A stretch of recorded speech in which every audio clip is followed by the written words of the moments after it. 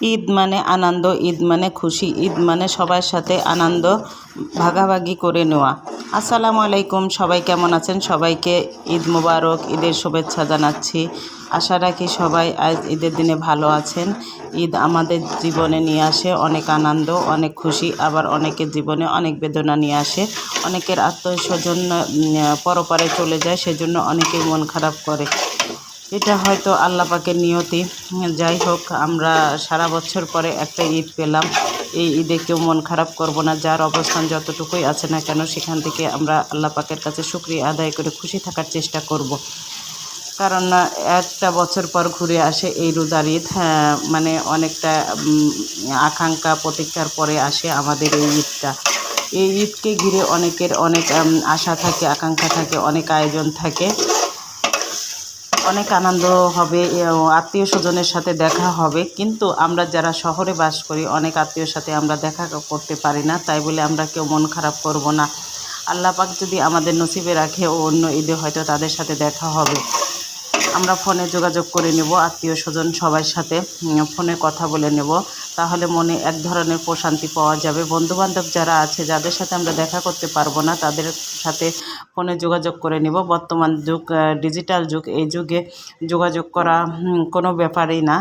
যদি মনের টান থাকে তাহলে যোগাযোগ অটোমেটিকই আপনি করতে পারবেন। তাই আমি সবাইকে আহ্বান করব, সবাই সবার সাথে সম্পর্ক আজকে বজায় রাখবেন। সবার একটু খোঁজখবর নেওয়ার চিন্তা করবেন। খোঁজখবর নিলে পরে তাদের মনটাও খুশি হয়ে যাবে। আজকে তো খুশির দিনই। আমি সকাল সকাল উঠে কিছু রান্না সেরে ফেললাম বাচ্চাদের জন্য।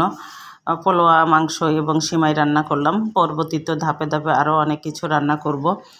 কারণ একসঙ্গে তো আর সব কিছু খাওয়াও সম্ভব না, রান্না করাও সম্ভব না। আজকে জানি সবাই অনেক ব্যস্ত, তারপরেও আপনারা কে কোথা থেকে আমার ভিডিওর সাথে যুক্ত হয়েছেন এবং ভিডিওটি দেখছেন, কমেন্ট করলে অনেক খুশি হব। এবং যারা আমাকে এ পর্যন্ত ভালোবাসা দিয়েছেন, তাদের সবার প্রতি আমি অনেক কৃতজ্ঞতা প্রকাশ করছি। সবাই আমার জন্য দোয়া করবেন, আমার পরিবারের জন্য দোয়া করবেন। আল্লাহ পাক যেন আমাকে ভালো রাখে, আমরা যেন ভালোভাবে থাকতে পারি। জীবন তো একটাই, এই জীবনে অনেকের সাথে আমাদের মুখ কালাকালি হয়, কথা কাটাকাটি হয়। কিন্তু আমরা যদি একটু মানিয়ে চলতে পারি, একটু সবাইকে টেক কেয়ার করতে পারি, তাহলে এই জিনিসগুলো হয় না। বাস্তব জীবনটা আসলেই অন্যরকম একটা জীবন। তাই ঈদের দিনে বলবো, সবাই সবাইয়ের মন থেকে খুশি মনে থাকার চেষ্টা করবেন। সবাই সবার সাথে সুসম্পর্ক রাখবেন, ভালো থাকবেন এবং নিজের মতন এনজয় করবেন। সবাই ভালো থাকবেন।